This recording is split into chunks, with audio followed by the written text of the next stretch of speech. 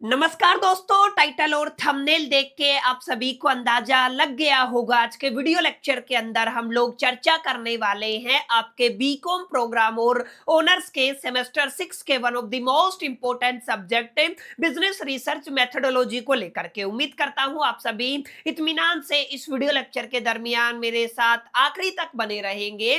और हाँ, अगर आपको वीडियो हेल्पफुल लगता है, कंटेंट यूजफुल लगता है, तो इस वीडियो को लाइक करके अपने तमाम दोस्तों के साथ शेयर जरूर करेंगे। तो विदाउट वेस्टिंग द टाइम चलिए शुरू करते हैं। माय डियर फ्रेंड, जैसा कि आप सभी मेरी स्क्रीन पे देख पा रहे होंगे, आज का ये हमारा video lecture one shot video lecture होने वाला है, जहां पर हम लोग काफी डिटेल में, काफी गहराई में जाकर के इस सब्जेक्ट से जुड़े हुए उन तमाम मोस्ट इंपोर्टेंट क्वेश्चंस को डिस्कस करने वाले हैं, जिनके इस बार आपके फाइनल एग्जामिनेशन के अंदर रिपीट होने की प्रोबेबिलिटी और पॉसिबिलिटी बहुत ज्यादा रहने वाली है। अब ध्यान दीजिएगा, इस चीज से कोई फर्क नहीं पड़ने वाला। आप लोग दिल्ली यूनिवर्सिटी के अंदर बीकॉम प्रोग्राम के स्टूडेंट है या ऑनर्स के स्टूडेंट है, रेगुलर एसवाल एनसी वेब, तीनों ही कैटेगरी के स्टूडेंट्स के लिए आज का वीडियो लेक्चर, आज का सेशन इक्वली इंपॉर्टेंट होने वाला है। बहरहाल अब ज्यादा बातें ना करते हुए बढ़ते हैं सेशन की तरफ और देखते हैं आज की हमारी इंपॉर्टेंट लिस्ट का पहला क्वेश्चन। तो ध्यान दीजिएगा, जो पहला क्वेश्चन है वो बेहद आसान है और जिसमें आपको बताना है सर आपका रिसर्च का क्या मीनिंग होता है। इसके अलावा आपको बताना है जो आज का मॉडर्न टाइम है, because we are living in the 21st century, तो 21st सेंचुरी के अंदर आपका जो रिसर्च है उसका सिग्निफिकेंस क्या रहता है। तो ध्यान दीजिएगा, रिसर्च का मतलब क्या होता है। किसी भी ऑर्गेनाइजेशन की बात कर लीजिए, किसी भी डोमेन की बात कर लीजिए, किसी भी स्पेसिफिकेंस की बात कर लीजिए, रिसर्च का मतलब क्या होता है, किसी भी प्रॉब्लम को डिफाइन करना और रीडिफाइन करना, किसी भी प्रॉब्लम से जुड़े हुए सवालात है उनके जवाबों को खोजना, ये क्या कहलाता है सर, आपका रिसर्च कहलाता है। अगर आप लोग बहुत डिटेल में जाकर के एग्जामिनेशन के प्रोस्पेक्टिव से लिखना चाहते हैं तो आप लोग कह सकते हैं सर, जब जब आप लोग रिसर्च की बात करते हैं तो रिसर्च का मतलब होता है आपका डिफाइनिंग या आपका रीडिफाइनिंग ऑफ ए प्रॉब्लम। समझ में आया। कोई भी मौजूदा प्रॉब्लम है, चाहे वो आपका किसी भी चीज से ताल्लुकात रखता प्रॉब्लम हो, उसको डिफाइन करना, उसको रीडिफाइन करना, उससे जुड़ी हुई जितनी भी हाइपोथेसिस को फॉर्मुलेट करना, कलेक्ट करना, उसके बाद ऑर्गेनाइज करना और उसके बाद जो भी डेटा है उसको इवेलुएट करके ना एक आपका deduction and the research conclusion एक तरीके से प्रिपेयर करना, ये क्या कहलाता है सर, आपका रिसर्च कहलाता है। कुल मिलाकर के किसी भी एक पर्टिकुलर मुद्दे पर आपको बहुत गहराई में जाकर के उससे जुड़े हुए सवालों के जवाबों को आपको खोजना है, ये क्या कहलाता है सर, बेसिकली आपका रिसर्च कहलाता है। या जो भी आपका मौजूदा कोई भी प्रॉब्लम है ना, उस मौजूदा प्रॉब्लम के अंदर जो आपका रिसर्च टॉपिक रहता है या जिसके ऊपर आपको रिसर्च करना है, या एक पर्टिकुलर सवाल के जवाब को खोजते खोजते जो आपका फाइनल कंक्लूजन रहेगा, वही क्या कहलाता है, आपका रिसर्च कहलाता है। एग्जामिनेशन के पॉइंट ऑफ व्यू से आप लोग क्या कहेंगे, रिसर्च का मतलब होता है defining and the redefining the problems, formulating the hypothesis, collecting, organising and the evaluating the data and making a deduction and the reaching conclusion. समझ में आई। यानी कि आपको एक बेसिकली डिसीजन लेना है और डिसीजन लेकर के ना एक कंक्लूजन के ऊपर पहुंचना है सर, ये क्या कहलाता है सर, आपका रिसर्च कहलाता है। समझ में आए। तो रिसर्च के अंदर बुनियादी तौर पे अगर आप लोग ध्यान से देखेंगे तो रिसर्च की अगर आप लोग इंपॉर्टेंस की बात करते हैं मॉडर्न टाइम के अंदर, आज के टाइम में, मौजूदा टाइम में, वैसे तो हमेशा से ही किसी भी सोसाइटी के अंदर प्रॉब्लम रहा है, लेकिन किसी भी प्रॉब्लम का अगर आप लोग जवाब खोजना चाहते हैं, किसी भी प्रॉब्लम का कोई सॉल्यूशन आप लोग निकालना चाहते हैं, तो आपको रिसर्च एंड डेवलपमेंट करना पड़ता है। कुल मिलाकर के आप लोग ये कह सकते हैं, अगर आप लोग सिग्निफिकेंस की बात करते हैं, ध्यान दीजिएगा, सिग्निफिकेंस का मतलब क्या होता है, आप सभी जानते हैं सर, इसका मतलब होता है इंपोर्टेंस। तो यहाँ पे एक दूसरा सवाल ये बनता है sir, importance of research in modern time क्या होता है, या फिर आप लोग क्या कह सकते हो, significance of the research in the modern time. तो सबसे पहला जो आपका सिग्निफिकेंस रहेगा सर, डिसीजन मेकिंग के अंदर रिसर्च हमारी काफी हद तक मदद करता है। सर कैसे मदद करता है डिसीजन के अंदर, रिसर्च का मतलब क्या, जैसे मेरा एक बिजनेस है, मैं इस पर्टिकुलर एरिया के अंदर नया हूं, मान लीजिए मैं हरियाणा के अंदर आ गया हूं, हरियाणा के अंदर भी मान लीजिए मैं महेंद्रगढ़ में आ गया हूं, ठीक है। अब महेंद्रगढ़ में मेरा कोचिंग चलेगा कि नहीं चलेगा, इसके लिए मेरे को रिसर्च करना है। तो यहाँ पे मेरा एक सवाल जुड़ा हुआ है कि भाई साहब मेरा कोचिंग चलेगा कि नहीं चलेगा, बच्चे बेसिकली एजुकेशन के अंदर इंटरेस्टेड है या नहीं है, क्योंकि कई बार नहीं हो जाता, ऐसे एरिया हो जाते हैं जहाँ पे एजुकेशन को लास्ट प्रायोरिटी पे रखा जाता है और जो आपकी हाईली एजुकेटेड सोसाइटी सोसाइटीज होती है ना, वहां पे आपको देखा होगा एजुकेशन फर्स्ट प्रायोरिटी पे होता है। तो कुल मिलाकर के हमें रिसर्च करना पड़ेगा कौन सा ऐसा तबका है जो फीस अफोर्ड कर सकता है, कौन सा ऐसा तबका है जो फीस अफोर्ड नहीं कर सकता है, कितने बच्चे हमारे पास आ सकते हैं, कितनी गर्ल्स आ सकती है, कितने बॉयज आ सकते हैं। तो इस तरीके की जो चीजें हैं ना, आपको रिसर्च से ही बेसिकली मिलेंगी। इसके इन तमाम जो सवालात हैं, इनका जवाब आपको रिसर्च से मिलेगा। और रिसर्च करने के बाद आप लोग एक कंक्लूजन ले सकते हैं। और कंक्लूजन का मतलब क्या है, आपको डिसीजन मेकिंग में रिसर्च ने कहीं ना कहीं हेल्प किया है, मदद किया है। तो मोटा तौर पे आप लोग कह सकते हो बिजनेस चाहे छोटा हो या बड़ा हो, रिसर्च बेसिकली डिसीजन मेकिंग के अंदर काफी हद तक आपकी मदद करता है। समझ में आया? बिल्कुल बेसिक सा गेम है, इसको आपको याद करना है, ठीक है। अब इसी तरीके से याद रखिएगा, किसी भी प्रैक्टिकल प्रॉब्लम को अगर आपको सोल्व करना है तो उस पर्टिकुलर सिचुएशन के अंदर हमारी कौन मदद करता है, रिसर्च मदद करता है। चाहे आपकी वो जो प्रॉब्लम है ना सोशल हो, चाहे आपका इकोनॉमिकल हो, बिजनेस वर्ल्ड से जुड़ी हुई हो, या सोशल आपकी टेक्नोलॉजिकल हो, ठीक है। किसी भी तरीके की प्रॉब्लम हो, उसका सॉल्यूशन कहीं ना कहीं सॉल्यूशन को एक तरीके से इजाद करने में इनोवेशन का अपना एक बड़ा इंपॉर्टेंट रोल रहता है। इसके अलावा ये जो आपका रिसर्च है, ये प्रमोट करता है इनोवेशन को एंड द डेवलपमेंट को। ध्यान से देखना, आपका जो रिसर्च है वो लीड करता है न्यू प्रोडक्ट्स को लेकर के, सर्विसेज को लेकर के, टेक्नोलॉजीज को लेकर के, एंड इंप्रूव करता है मेथड्स ऑफ द वर्किंग। समझ में आया? तो रिसर्च से आप लोग क्या कर सकते हो सर, अलग अलग जो आपके नए प्रोडक्ट है, नई सर्विसेज है, नई टेक्नोलॉजी को लीड कर सकते हो। और जो भी आपके काम करने के मेथड्स हैं, जो भी काम करने के तौर तरीके हैं, उनको क्या कर सकते हो सर, इंप्रूव कर सकते हो। ये सारी चीजें कहीं ना कहीं पॉसिबल हो पाती हैं रिसर्च की वजह से। डेट्स व्हाई हम लोग ये क्या कह सकते हैं कि sir these are the importance of the research in the modern time, ठीक है। अब इसी तरीके से आप लोग कह सकते हो, आप लोग अपनी नॉलेज को भी एक्सपांड कर सकते हो। अच्छा, बिजनेस ग्रोथ के अंदर आपकी रिसर्च काफी हद तक मदद करती है। सर मार्केट का ट्रेंड क्या है, सर कंपटीशन क्या है, सर आपके कंज्यूमर का बिहेवियर क्या है, सर कस्टमर की नीड क्या है। ये कुछ ऐसे सवाल हैं जिनके जवाब अगर किसी भी बिजनेस ऑर्गेनाइजेशन को मिल जाते हैं तो डेफिनेटली वो उनकी ग्रोथ में काफी हद तक मदद करते हैं। तो कुल मिलाकर के बिजनेस के ग्रोथ के अंदर भी रिसर्च का अपना एक इंपॉर्टेंट रोल होता है। अगर कोई भी फॉर्मुलेशन करना है आपको पॉलिसीज का, माने कोई भी एक ऑर्गेनाइजेशन के अंदर आपको पॉलिसीज बनाना है। अब पॉलिसीज जब आप लोग बनाते हैं ना, तो रिसर्च करने के बाद बनाते हैं किन किन बातों को ध्यान में रखना है, कौन सी बात को प्रायोरिटी पे रखना है, कौन सी बात ऐसी है जो लेस प्रायोरिटी पे रखना है। इन तमाम चीजों को अपने दिलो दिमाग और जहन के अंदर एक तरीके से रख करके ना, उसके बाद ही पॉलिसी की फॉर्मेशन की जाती है। इसके अलावा आपका इंप्रूव करना एफिशिएंसी को, इसके अंदर भी काफी योगदान होता है। किसी भी सोशल प्रोग्रेस के अंदर फैसिलिटेट करना।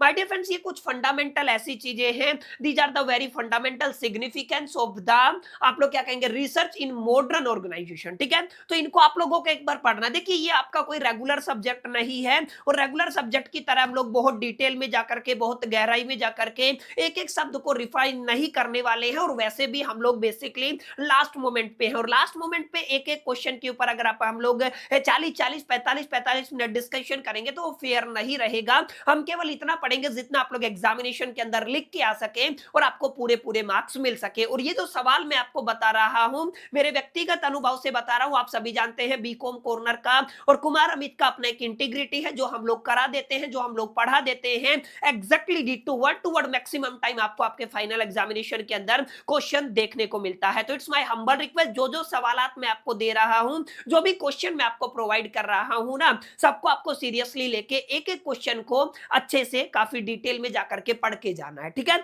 आई होप कितना क्लैरिटी आपको रहा होगा, ठीक है। तो ये आपका पहला क्वेश्चन था आज की लिस्ट का। उम्मीद करता हूं ये आपको समझ में आ गया होगा। अब अगला जो क्वेश्चन रहेगा ना, there is a difference between the research methods and the research methodology, ठीक है ना। तो यहाँ पे ध्यान दीजिएगा, दो इंपॉर्टेंट शब्द है सर। सबसे पहला क्या है, रिसर्च मेथड है। दूसरा टॉपिक क्या है सर, आपका रिसर्च मेथोडोलॉजी है। रिसर्च अलग चीज है, रिसर्च मेथड अलग चीज है, और आपका मेथोडोलॉजी अलग चीज। अब ध्यान से समझना दोनों के बीच में बुनियादी तौर पे क्या फर्क होता है। मैंने एक टेबुलर फॉर्म में कंपैरिजन किया हुआ है।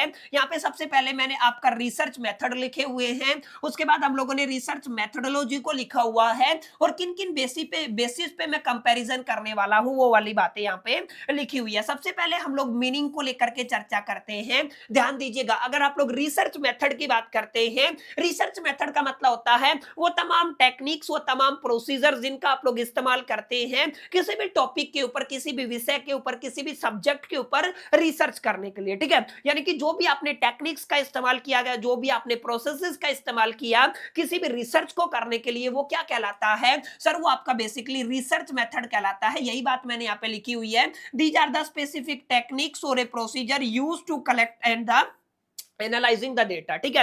आपको डेटा को कलेक्ट करना है, एनालाइज करना है, उसके लिए हम लोग सर्टेन टेक्निक्स का इस्तेमाल करते हैं, कुछ प्रोसीजर्स का इस्तेमाल करते हैं, जिसको आप लोग क्या कहते हैं सर? रिसर्च मेथड के नाम से जानते हैं। वहीं अगर आप लोग बात करते हैं रिसर्च मेथोडोलॉजी का, तो जितने भी आपकी टेक्निक्स अवेलेबल है, जितने भी आपके मेथड्स अवेलेबल हैं, उनको वापरना कैसे है, इसके लिए आपको एक सिस्टमैटिक स्टडी की जरूरत होती है। वो क्या कहलाएगा सर? आपका रिसर्च मेथोडोलॉजी कहलाएगा, ठीक है। यानी कि टेक्निक्स और टूल्स को यूज कैसे करना है, वापरना कैसे है, इंप्लीमेंट कैसे करना है, इसका जो स्टडी है ना, वो क्या कहलाता है सर? रिसर्च मेथोडोलॉजी कहलाता है। समझ में आया? यानी कि आप लोग क्या कहेंगे? The systematic study of the methods used in the research. Research के अंदर यूज होने वाले, इस्तेमाल होने वाले जितने भी तमाम मेथड्स है, जितनी भी टेक्निक्स है, जितने भी प्रोसीजर हैं, उनकी जो सिस्टमैटिक स्टडी है वो क्या कहलाती है?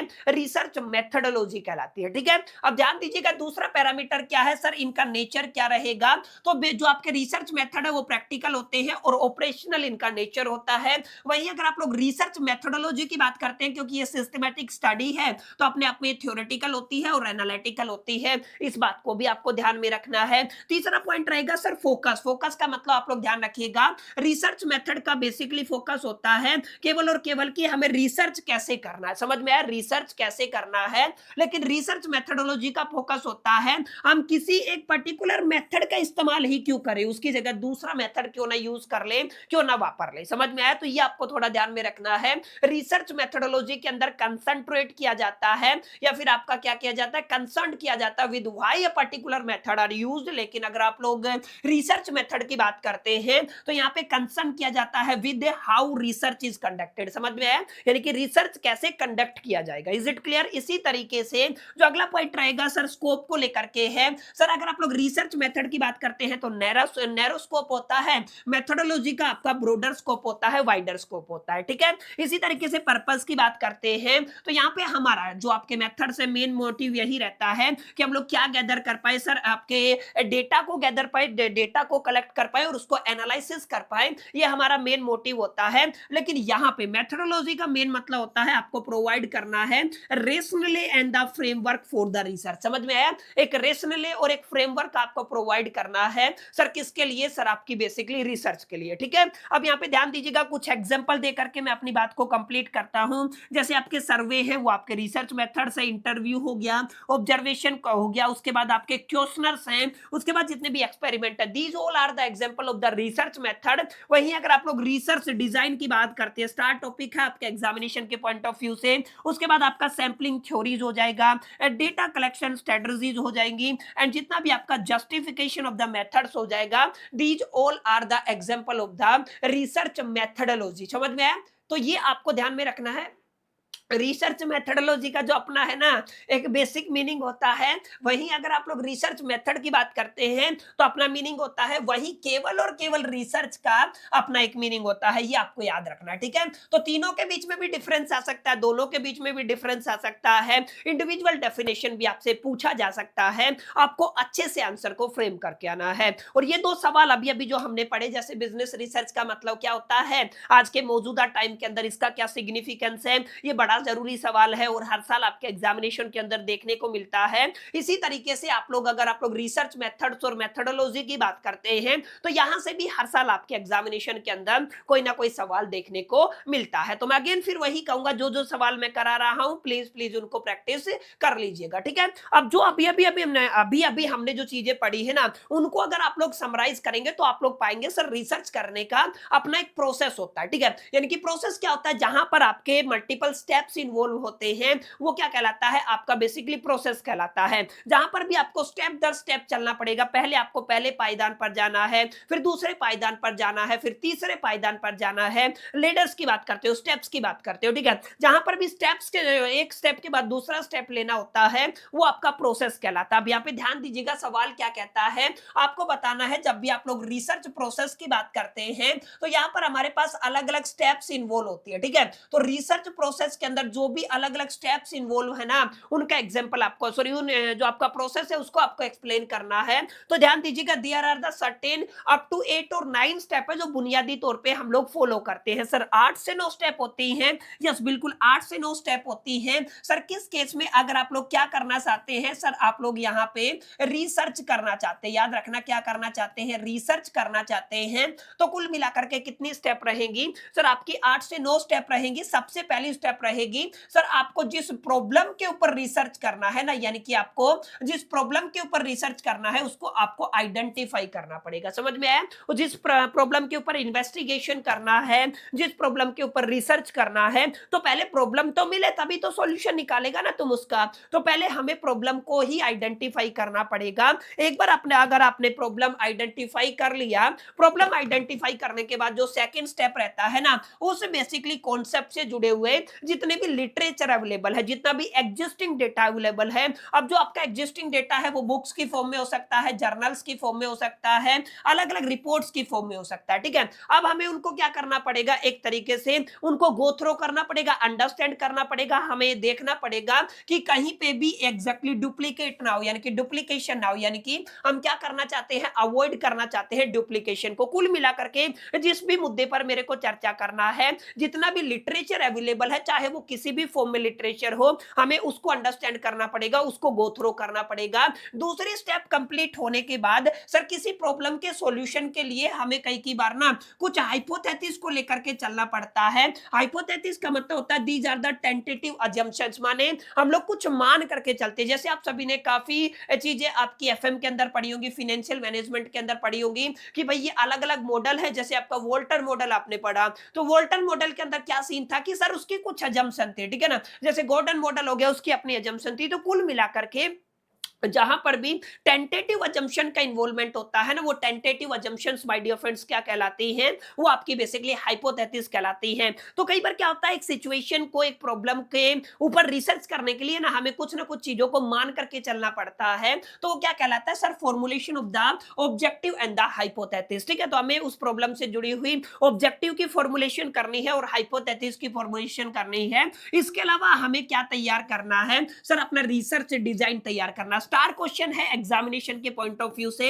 सर आपका रिसर्च डिजाइन क्या होता है। याद रखिएगा किस मुद्दे पर बात कर रहा हूं, सर आपका रिसर्च डिजाइन क्या होता है। क्या क्वेश्चन है सर, आपका रिसर्च डिजाइन क्या होता है। तो आपको क्या करना है, रिसर्च डिजाइन करना। अभी मैं आपको बताऊंगा क्या होता है इसका मतलब, थोड़ी देर बाद एक सवाल आएगा, ठीक है।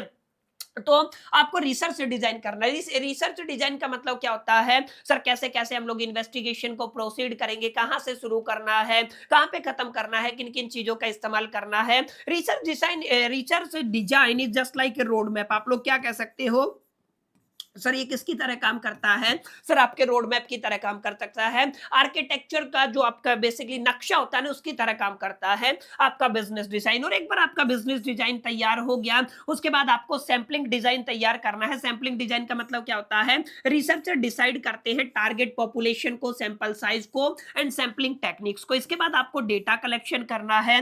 डेटा कलेक्शन के बाद आपको क्या करना है, डेटा प्रोसेसिंग एनालाइसिंग करना है, ठीक है। डेटा को प्रोसेस करके एनालाइज करना है। उसके बाद जो भी रिजल्ट आपका बनता है उसको इंटरप्रेट करना है और लास्ट में जाके आपको report writing and the presentation वाला स्टेप आता है। कुल मिलाकर के आपके कितनी स्टेप हो गई सर, आपकी 9 स्टेप हो गई हैं, जो बेसिकली कहां पर इन्वॉल्व होती है, मेजॉरिटी ऑफ द आपके बिजनेसेस प्रोसेसेस के, सॉरी आपके रिसर्च प्रोसेसेस के अंदर देखने को मिलती है। समझ में आया? तो रिसर्च प्रोसेस के अंदर सर हमारे पास नो आपकी स्टेप रहेंगी। सबसे पहले आपको जो आपकी रिसर्च प्रॉब्लम है उसको आइडेंटिफाई करना है, लिटरेचर्स को रिव्यू करना है, आपके ऑब्जेक्टिव और हाइपोथेसिस को फॉर्मुलेट करना है, रिसर्च डिजाइन को एक तरीके से प्रिपेयर करना है, सैंपलिंग डिजाइन करना है, डेटा कलेक्शन करना है, डेटा को प्रोसेस करके एनालाइज करना है, लास्ट में इंटरप्रिटेशन ऑफ द रिजल्ट रहेगा और इससे जो आपका आखिरी स्टेप रहेगा वो है आपका report writing and the presentation. समझ में आया? तो these are the very fundamental things जिनको आप लोग अपने दिलो दिमाग और जहन के अंदर बैठा करके ना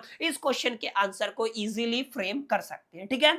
आई होप कितनी क्लैरिटी आपको मिल गया होगा, ये चीजें आपको समझ में आई होंगी कि ये वाला क्वेश्चन क्या है और किस तरीके से इसका जवाब देना है। ठीक है, तो ये आपका तीसरा क्वेश्चन था, आई थिंक जो काफी अहम था। अब इसके अलावा एक और सवाल है जो आपका बेसिकली कॉन्सेप्चुअल फंडामेंटल कॉन्सेप्ट के बिहा पे पूछा गया है। सर क्वेश्चन क्या कहता है, research is much concerned with the proper fact finding. क्या ऐसा है, क्या रिसर्च के अंदर प्रॉपर फैक्ट फाइंडिंग किया जाता है? तो आप सभी ने पढ़ा होगा अभी अभी डेफिनेशन, तो यस ये बात बिल्कुल सही है। इसके अलावा क्या कहा गया है, सर फैक्ट्स को एनालाइज किया जाता है, ये बात भी ठीक है। लास्ट में जाके उनका इवैल्यूएशन करके, इंटरप्रेट करके, उसके बाद रिपोर्ट राइटिंग होता है। ठीक है, तो यहाँ पे सवाल क्या पूछा गया, do you agree with this statement? क्या आप लोग इस स्टेटमेंट से इत्तेफाक रखते हैं? Give the reason in support of your answer. इसके स्पॉट में आपको आंसर देना। तो ऑब्वियस सी बात है, आप लोग रिसर्च के अंदर न केवल आप लोग फैक्ट फाइंडिंग करते हैं, एनालिसिस करते हैं, बल्कि उसको इवैल्यूएट भी करते हैं। और ये बुनियादी स्टेप है, ये पूरे प्रोसेस का एक हिस्सा है जो यहाँ पे डिस्कशन किया गया है। इसका मतलब हम लोग इस स्टेटमेंट से इत्तेफाक रखते हैं, yes I agree with this statement. यानी कि आप लोग क्या कहेंगे, रिसर्च अपने आप में एक सिस्टमैटिक एंड साइंटिफिक प्रोसेस होता है जहां पर आप लोग collection of the fact, fact का मतलब आप लोग डेटा, डेटा क्या कहेंगे, डेटा। ठीक है, तो यहाँ पे फैक्ट का मतलब क्या है सर, फैक्ट का मतलब है आपका डेटा से, तो ये आपको याद रखना। ठीक है, तो हम लोग किससे इत्तेफाक रखते हैं सर, डेटा से इत्तेफाक रखते हैं, रिजल्ट्स को भी इवैल्यूएट करते हैं ताकि हम लोग अराइव कर सके at a reliable conclusion and a solution to a problem. समझ में आया, एक रिलायबल कंक्लूजन के ऊपर जा सके और एक प्रॉब्लम के सॉल्यूशन के ऊपर जा सके। ठीक है, अब यहाँ पे देखिएगा रीजन क्या है स्टेटमेंट के लिए, क्योंकि यहाँ पे मैंने बताया आपका रिसर्च के अंदर क्या इन्वॉल्व होता है, फैक्ट फाइंडिंग इन्वॉल्व होता है, analysis of data is essential होता है, इवैल्यूएट करना होता है, लीड्स टू वैलिड कंक्लूजन, और इसके अलावा आप लोग क्या कहेंगे, एंश्योर करना होता है ऑब्जेक्टिविटी, और लास्ट में क्या कहेंगे, हेल्प करता है डिसीजन मेकिंग के अंदर, हेंस करता है रिलायबिलिटी एंड द वैलिडिटी को। इसके अलावा ये कंट्रीब्यूट करता है नॉलेज क्रिएशन के अंदर। ठीक है, तो these are the very basic points जिनको हम लोग बार बार एक ही चीज को नहीं पढ़ेंगे, जहां पर पॉसिबली हम लोग स्किप कर सकते हैं उस टॉपिक को हम लोग स्किप करेंगे। ये सारे पॉइंट मैंने आपको अच्छे से समझा दिए हैं, उम्मीद करता हूं आपको समझ में भी आए होंगे, तो आप लोग डेफिनेटली इन पर जरूर गौर फरमाएंगे। ठीक है, आंसर का जो आपका एक्सप्लेनेशन है वो किस तरीके से देना है, इसके स्पॉट में आप लोग 5 10 15 point according to the weightage of the question आप लोग लिख करके आ सकते हैं। ठीक है, तो अभी तक हमने क्या पढ़ा सर, अभी तक हमने कुछ बुनियादी क्वेश्चन पढ़े हैं, रिसर्च का क्या मतलब होता है मॉडर्न टाइम के अंदर, इसका सिग्निफिकेंस या इंपॉर्टेंस क्या है, रिसर्च मेथड्स क्या होते हैं, रिसर्च मेथोडोलॉजी क्या होता है, बुनियादी तौर पर इनके बीच में डिफरेंस देखा था, रिसर्च प्रोसेस क्या क्या होता है इसको हम लोगों ने पढ़ लिया। इसके अलावा हमने देखा एग्जैक्टली एक स्टेटमेंट जिस पे बेस्ड एक क्वेश्चन आपके एग्जामिनेशन के अंदर अक्सर पूछा गया है। अब आगे अगर आप लोग चलते हो तो sir type of the research से अक्सर आपके सवाल पूछा जाता है, तो यहाँ पे आपको पढ़ना है। ठीक है, वैसे तो मल्टीपल टाइप्स है, लेकिन एग्जामिनेशन के पॉइंट ऑफ व्यू से अगर आप लोग बात करते हैं तो केवल 10 तरीके की रिसर्च आपको पढ़नी है। कितनी पढ़नी है, केवल 10 तरीके की, और भी ज्यादा बन सकती है, लेकिन अगर आप लोग 10 कर लेंगे तो इतना मेरा मानना है according to me and my personal experience, मैं अपने व्यक्तिगत अनुभव से आपको इतना बता सकता हूं कि इनसे बाहर आपको कोई क्वेश्चन देखने को नहीं मिलेगा। ठीक है, तो जब जब आप लोग टाइप ऑफ द रिसर्च की बात करेंगे माय डियर फ्रेंड्स, तो टाइप ऑफ द रिसर्च के केस में ना टोटल कितनी रिसर्च आपको पढ़नी है सर, आपको 10 पढ़नी है। सबसे पहली आपकी बेसिक रिसर्च होती है जिसको आप लोग प्योर और फंडामेंटल रिसर्च के नाम से भी जानते हैं। ठीक है, अब दूसरा जो रिसर्च रहेगा हमारा अप्लाइड रिसर्च के नाम से रहेगा, तीसरा हमारा डिस्क्रिप्टिव रिसर्च के नाम से रहेगा, चौथा हमारा एनालिटिकल रिसर्च के नाम से रहेगा, पांचवा हमारा एक्सप्लोरेटरी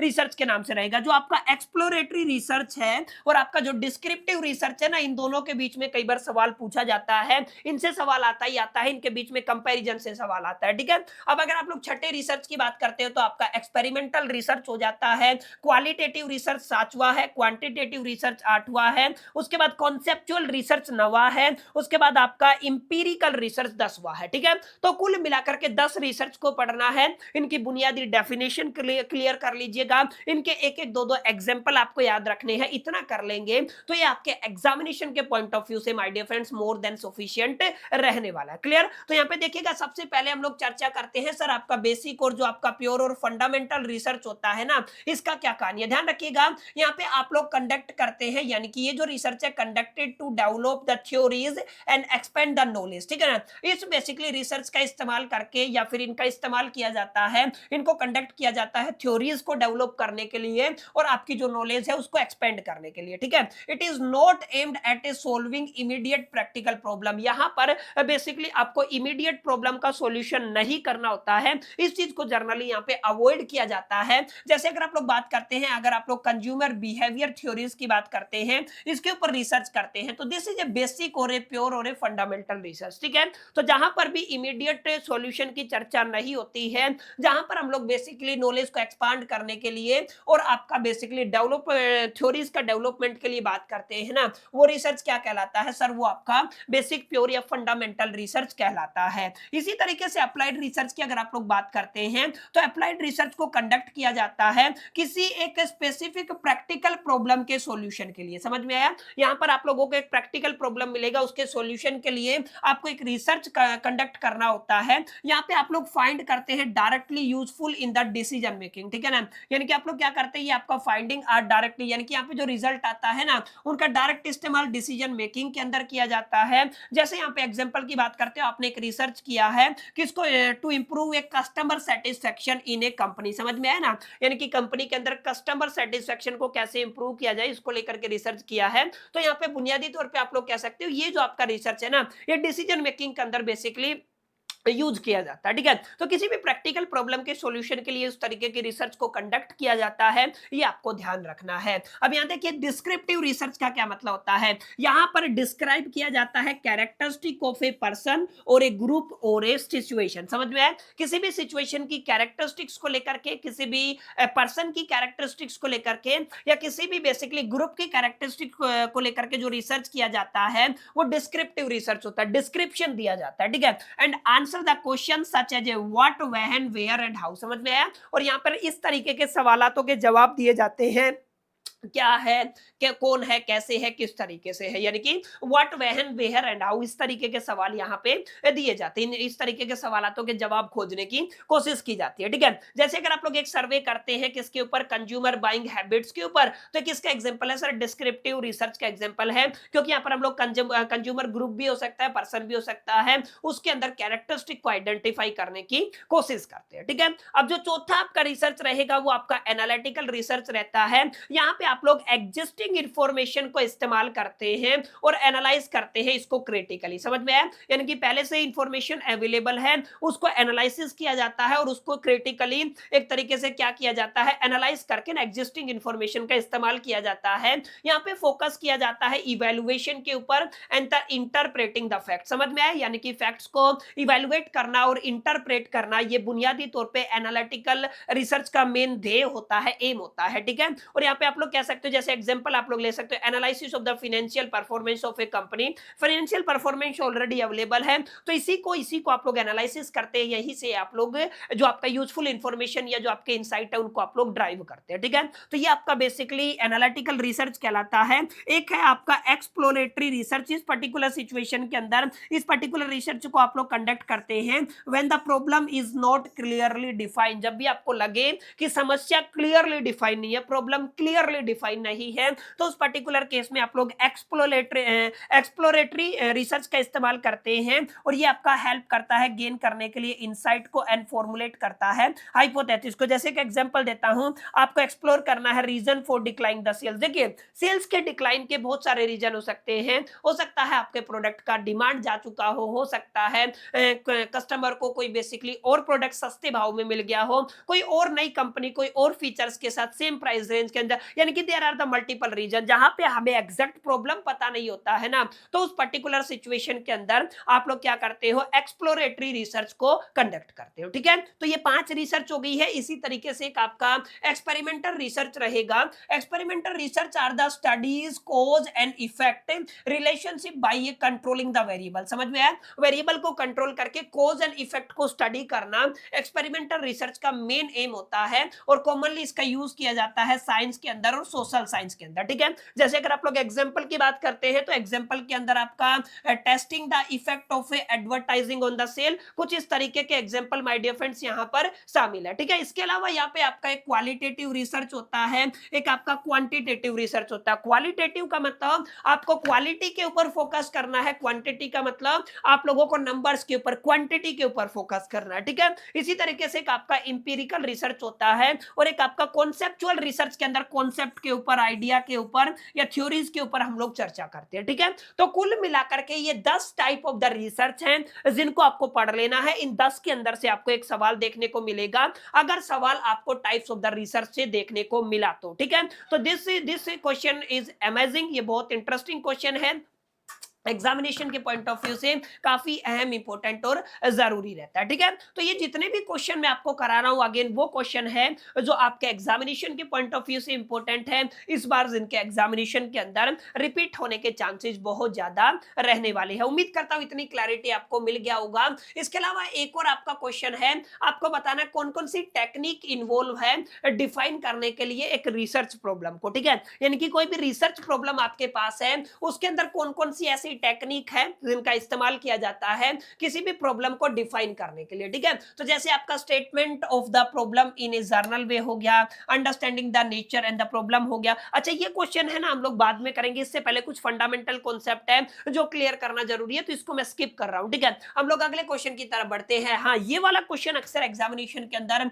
रिपीट होता है, जहां पर 3 अलग अलग बातें पूछी गई है, जहां पर आपको शॉर्ट नोट लिखना है। एक होता है एक्स पोस्ट फैक्टो रिसर्च, ठीक है ना, एक होता है मोटिवेशन इन रिसर्च, एक होता है आपका पायलट सर्वे, ठीक है। अब जो आपका एक्स, जो आपका पोस्ट फैक्टो रिसर्च है ना, इसका मतलब क्या होता है, कोई भी इवेंट या कोई भी फेनोमेनन है पहले घटित हो जाता है, घटित होने के बाद उसके ऊपर अक्सर रिसर्च की जाती है, वो रिसर्च क्या कहलाती है, वो आपका research basically x post facto research कहलाती है। समझ में आया? यानी कि आप लोग क्या कहेंगे, ये जो आपकी रिसर्च है टाइप ऑफ द रिसर्च के अंदर आती है in which the researcher studies the effect on the event और ए फेनोमेनन। समझ में आया? कोई भी इवेंट रहेगा, कोई भी फेनोमेनन रहेगा, उसके ऊपर रिसर्चर स्टडी करेंगे after it has already occurred. समझ में आया? यानी कि आपका इवेंट ऑलरेडी क्या हो चुका है, अकर हो चुका है। तो बीच में लाइट चली गई थी, तो एक बार दोबारा से शुरू करते हैं। देखिए हमें क्या पढ़ना था, एक्स पोस्ट फैक्टो रिसर्च के बारे में पढ़ना था, जो जब भी कोई भी आपका इवेंट है या फिनोमिनन है जो ऑलरेडी हो चुका है, ठीक है, अब उसके ऊपर जब भी रिसर्चर कोई भी स्टडी करेगा, कोई भी रिसर्च बैठाएगा, वो जो आपका रिसर्च कहलाएगा वो क्या कहलाएगा सर, आपका एक्स पोस्ट फैक्टो रिसर्च कहलाएगा। जैसे यहाँ पे लिखा हुआ था, it is a type of the research in which the researcher studies the effect of an event और a phenomenon after it has already occurred. माने आपका जो इवेंट है, आपका जो फिनोमेनन है ऑलरेडी हो चुका है, the researcher has no control over the variable. ध्यान दीजिएगा, क्योंकि चीजें पहले ही हो चुकी हैं तो रिसर्चर का वेरिएबल के ऊपर कोई कंट्रोल नहीं होता है, एंड ये एग्जामिन करते हैं पॉसिबल कॉजेज को based on the existing condition. जो भी आपके मौजूदा हालात हैं, एग्जिस्टिंग कंडीशन है, उनके बिहा पे इनका मेन काम क्या होता है सर, बेसिकली अंडरस्टैंड करना कि ये जो आपका इवेंट हुआ इसकी मेन कॉज क्या है। इस तरीके का जो आपका बेसिकली रिसर्च है वो क्या कहलाता है सर, वो आपका एक्स पोस्ट फैक्टो रिसर्च कहलाता है। समझ में आया? जैसे अगर आप लोग बात करते हैं, मान लीजिए अगर आप लोग स्टडी करना चाहते हैं impact of A online education on the students academic performance after the covid pandemic. समझ में आया ना? जो आपका कोविड-19 पेंडेमिक आया था उसके बाद जो आपका ऑनलाइन का चलन हुआ, ऑनलाइन का एक दौर आया, क्योंकि चीजें भी बहुत ज्यादा आपकी इंटरनेट बेस्ड हो चुकी है, तो आपकी जो एकेडमिक परफॉर्मेंस है ना स्टूडेंट की, उनके ऊपर क्या इंपैक्ट पड़ा। अगर आप लोग इसको स्टडी करना चाहते हैं तो इस तरीके की जो रिसर्च है वो अमूमन किस कैटेगरी में आती है सर, आपकी एक्स पोस्ट फैक्टो रिसर्च के अंदर आती है, ठीक है। तो ये सवाल पूछा जाता है, प्लीज इसको नोट कीजिएगा। अब यहाँ पे देखिएगा इसके कुछ फीचर्स होते हैं। यहाँ पे कंडक्ट किया जाता है after the occurrence of the event और ए फेनोमेनन, ये मैं आपको बता चुका हूं। एंड यहाँ पे जो भी वेरिएबल्स है ना उनको मैनिपुलेट नहीं किया जा सकता है। वेरिएबल्स का मतलब the factors using which you can change the situation. माने ऐसे जो फैक्टर बेसिकली अफेक्ट करते हैं आपके रिजल्ट को, सीधा सीधा आप लोग ये मान के चले, ठीक है। तो जो आपके वेरिएबल है ना उनको मैनिपुलेट करना पॉसिबल नहीं है, and use to identify cause and effect. यहाँ पे आपका बेसिकली इसका इस्तेमाल यूज किया जाता है आपके कॉज एंड इफेक्ट को ड्राइव करने के लिए, एंड ये आपका रिलाई करता है ऑब्जर्वेशन के ऊपर and analysis of the existing data के ऊपर। ठीक है, तो ये वाला रिसर्च आपको पढ़ लेना है, आपके एग्जामिनेशन में पूछा जा सकता है। ठीक है, तो ये काफी इंपॉर्टेंट बात है, इसको भी आपको पढ़ना है। दूसरा फैक्टर आपसे पूछा गया है, दूसरा इंपॉर्टेंट क्वेश्चन पूछा गया है, सर रिसर्च के अंदर मोटिवेशन क्या होता है? मोटिवेशन बोल लीजिए, जोश, जुनून, एनर्जी, एंथुजियाज्म बोल लीजिए, जो भी आप लोग बोलना चाहें बोल सकते हैं। लेकिन मोटिवेशन का मतलब असल में ये होता है, ये कुछ ऐसे फैक्टर्स होते हैं जो कहीं ना कहीं किसी व्यक्ति को एनकरेज करते हैं अंडरटेक करने के लिए एंड सक्सेसफुली कंप्लीट करने के लिए रिसर्च वर्क को। क्योंकि हम लोग यहाँ पे रिसर्च के प्रोस्पेक्टिव में बात कर रहे हैं, तो मोटिवेशन रिसर्च के अंदर क्या होता है, जितने भी फैक्टर हैं जो किसी भी व्यक्ति को बेसिकली एनकरेज करते हैं कि वो आपका सक्सेसफुली अपनी रिसर्च को कंप्लीट करे, वो क्या कहलाता है सर? मोटिवेशन इन रिसर्च कहलाता है। अगर आप लोग reason for the motivation in research की बात करते हैं, तो जैसे कुछ लोगों को बेसिकली डिजायर होती है कि उनको अपनी रिसर्च डिग्री को और जो भी रिलेटेड बेनिफिट है उनको बेसिकली एक्वायर करना है, प्राप्त करना है, गेन करना है, ऑब्टेन करना है। इसके अलावा काफी लोगों की इंटेलेक्चुअल क्यूरियोसिटी होती है, किसी के अंदर क्यूस्ट फॉर द नॉलेज होता है, कुछ लोगों के अंदर desire to solve a practical problem होता है, कुछ लोगों को नीड होती है for recognition and respect in the society, कुछ लोग बेसिकली कैरियर एडवांसमेंट चाहते हैं और प्रोफेशनल ग्रोथ चाहते हैं, और कुछ लोग बेसिकली इंटरेस्टेड होते हैं in contributing to the existing knowledge. ठीक है, तो कुल मिलाकर के ले दे करके काफी सारे रीजन है, सब यहाँ पे लिखे नहीं जा सकते हैं।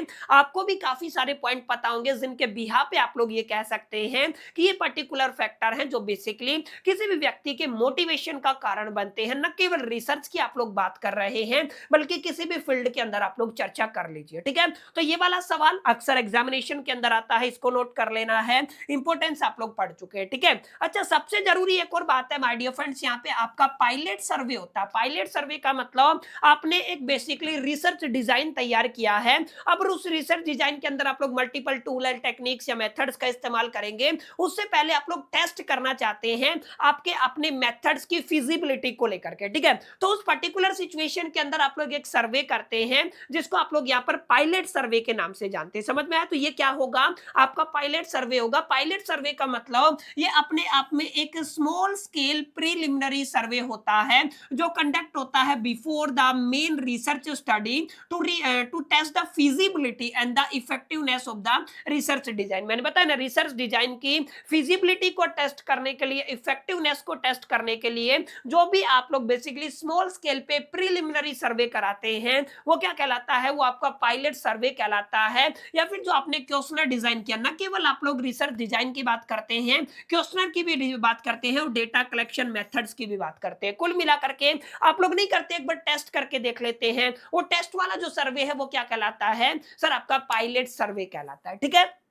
बिल्कुल इजी। अब यहाँ पे ध्यान दीजिएगा, इस पायलट सर्वे के कुछ ऑब्जेक्टिव होते हैं। जैसे आप लोग पहले अगर आप लोग टेस्ट कर लेते हैं तो आप लोग एरर्स को आइडेंटिफाई कर पाते हैं, आपके क्वेश्चनर के अंदर एग्जैक्टली क्या क्या वीकनेस है इन तमाम मुद्दों को आइडेंटिफाई कर पाते हैं। आप लोग यहाँ पे टेस्ट कर पाते हैं डेटा कलेक्शन प्रोसीजर को, आप लोग एस्टिमेट करते हैं टाइम को एंड द कॉस्ट रिक्वायरमेंट को, आप लोग इंप्रूव कर पाते हैं reliability and the validity of the study को। समझ में आया?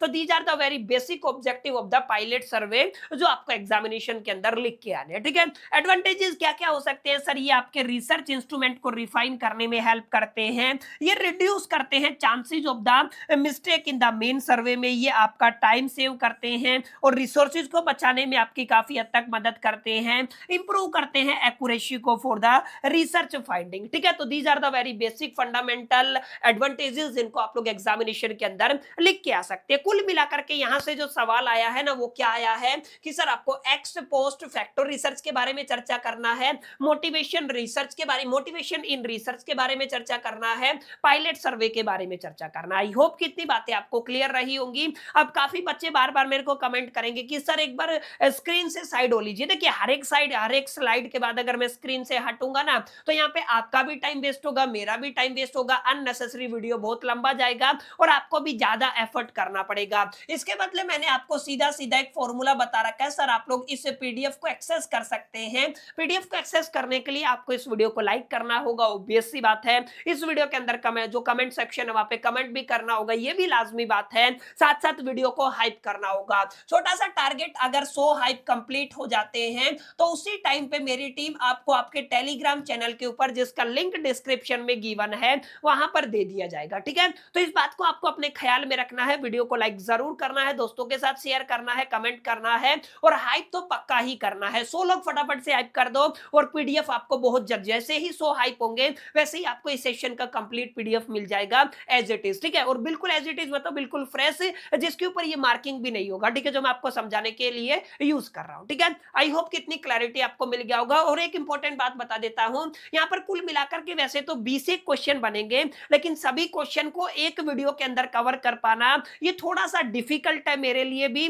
और एक बच्चे के लिए वो 2 घंटे का वीडियो यार बड़ा सारा प्रॉब्लम है। तो मैं क्या करने वाला हूं, जैसा कि मैंने शुरू में आपको बताया था, ये वीडियो का हमारा पार्ट 1 रहेगा। ठीक है, अब इसके बाद मैं आपसे पार्ट 2 की उम्मीद करता हूं। देखिए, आपसे उम्मीद करता हूं, अगर आपको लगता है कि मेरे को पार्ट 2 लेके आना चाहिए तो ये वाली बात भी आपको मेरे को कमेंट सेक्शन के अंदर बतानी पड़ेगी, वरना हमारे पास डीएससी के काफी सारे सब्जेक्ट बचे हुए हैं जो मेरे कोर सब्जेक्ट के अंदर आते हैं, जो मैं पढ़ाता हूं, तो मेरे को वहां पे भी बेसिकली फोकस करना पड़ेगा। अभी आपके पास समय है तो डेफिनेटली दबा करके वीडियो के अंदर कमेंट स्पैम करवा दीजिए अगर आपको पार्ट 2 चाहिए तो। ठीक है, अब कुछ कुछ क्वेश्चन और हम लोग प्रैक्टिस करेंगे जितना पॉसिबल है, बाकी जितने भी क्वेश्चन बच जाएंगे हम लोग डेफिनेटली, अगर पॉसिबल रहा, अगर डिमांड रहा, तो उसको हम लोग पार्ट 2 के अंदर डिस्कस करने वाले हैं। आई होप कितनी बातें आपको क्लियर रही होंगी। यहां पे हम लोगों ने क्या पढ़ा, सर ये आपके तीनों क्वेश्चन पढ़ लिए हैं। अब एक क्वेश्चन है, आपको बताना है रिसर्च डिजाइन का मीनिंग क्या होता है, उसके अलावा इसकी सिग्निफिकेंस को भी मैंने पहले भी बताया हुआ है। Sir this is going to be crazy article, ये आपका काफी इंपॉर्टेंट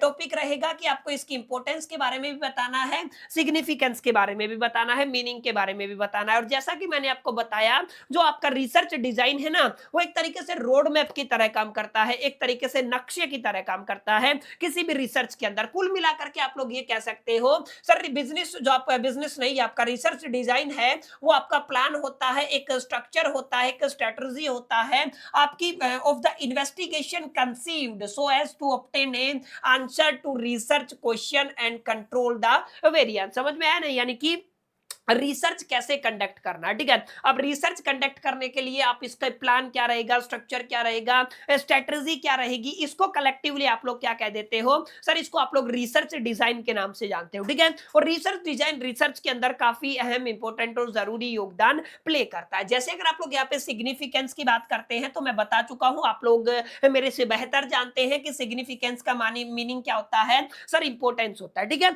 अब सिग्निफिकेंस की अगर आप लोग बात करते हैं तो ऑब्वियस सी बात है, सर रिसर्च कहां से शुरू करना है, कहां पे खत्म करना है, किन किन फंडामेंटल स्टेप को यूज करना है, तो ये तो आपको रोड मैप के अंदर ही मिलेगा ना, इस चीज का प्लानिंग आपको करना पड़ेगा। कुल मिलाकर के आप लोग ये कह सकते हो, सर जो आपका रिसर्च डिजाइन है ना, वो आपकी रिसर्च को एक डायरेक्शन देता है, एक दिशा देता है। ठीक है, कहां से शुरू करना है, कहां पे खत्म करना है। ठीक है, ये सारी बातें आपको रिसर्च डिजाइन के अंदर देखने को मिलती हैं। सेकेंड इंपॉर्टेंस की बात करते हो तो सर अगर आप लोग बेसिकली रिसर्च को आपकी सिस्टमेटिक, जो आपका वे में, या फिर आप लोग सिस्टमेटिक तरीके से कंडक्ट करना चाहते हो, तो इस चीज का इंश्योर करने का जो रिस्पॉन्सिबिलिटी है वो रिसर्च डिजाइन का होता है। ये बेसिकली आपको फैसिलिटेट करता है डेटा कलेक्शन के अंदर, ये आपके समय को और आपकी कॉस्ट को काफी हद तक बचाने में आपकी मदद करता है। इसके अलावा ये आपका इनहांस करता है एक्यूरेसी एंड द रिलायबिलिटी को लेकर के, ये आपकी हेल्प करता है टेस्टिंग हाइपोथेसिस को लेकर के, ये बेसिकली आपकी मदद करता है एरर्स को और बायसनेस को कंट्रोल करने के लिए, और ये आपकी मदद करता है फैसिलिटेट करने के लिए डेटा एनालिसिस को। ठीक है, तो ये काफी इंपॉर्टेंट पॉइंट है जहां पर आप लोग इंपॉर्टेंस लिखिएगा। इसके अलावा भी आप लोग बहुत सारे पॉइंट है जो आप अपने विवेक के हिसाब से, अपनी विजडम, अपने नॉलेज के हिसाब से यहाँ पे लिख सकते हैं। These are the very basic point. ठीक है, आई होप कितनी बातें आपको क्लियर रही होगी, ये क्वेश्चन भी आपको समझ में आ गया होगा कि भाई साहब ये क्वेश्चन क्या है, जहां पे आप लोगों को रिसर्च डिजाइन के बारे में चर्चा करना होता है। अच्छा, जब मैंने आपको टाइप्स ऑफ द रिसर्च की बात की थी तो मैंने क्लियरली आपको बताया था, सर आपका एक एक्सप्लोरेटरी रिसर्च होता है, एक आपका डिस्क्रिप्टिव रिसर्च होता है। यहां से सवाल अक्सर आपके एग्जामिनेशन के अंदर आता है, तो ये आपका एक कंपैरिजन है। आप लोग चाहे तो इस क्लास के अंदर स्क्रीनशॉट ले सकते हैं, वरना अगर पॉसिबल रहा पार्ट 2 आप लोग डिमांड करेंगे तो पार्ट 2 के अंदर जो भी बचे हुए 10-5 क्वेश्चन क्वेश्चन जितने भी हैं वहां पर हम लोग यहां से शुरुआत करेंगे, ठीक है। उम्मीद करता हूं माय डियर फ्रेंड्स ये छोटा सा वीडियो है, 40-45 मिनट का वीडियो, पहला पार्ट आपको पसंद आया होगा, वीडियो आपको अच्छा लगा होगा, सेशन आपको यूजफुल लगा होगा। सेशन अगर आपको अच्छा लगा, वीडियो आपको पसंद आया तो वीडियो को लाइक जरूर कर दीजिएगा, दोस्तों के साथ शेयर करना मत भूलिएगा। पहली दफे चैनल पे आए हैं तो चैनल को सब्सक्राइब करके बेल आइकन को जरूर प्रेस कर दीजिएगा। इस वीडियो के अंदर इतना ही, मिलते हैं नेक्स्ट वीडियो के अंदर, जब तक के लिए मैं तो सोल दी bye, till the keep learning.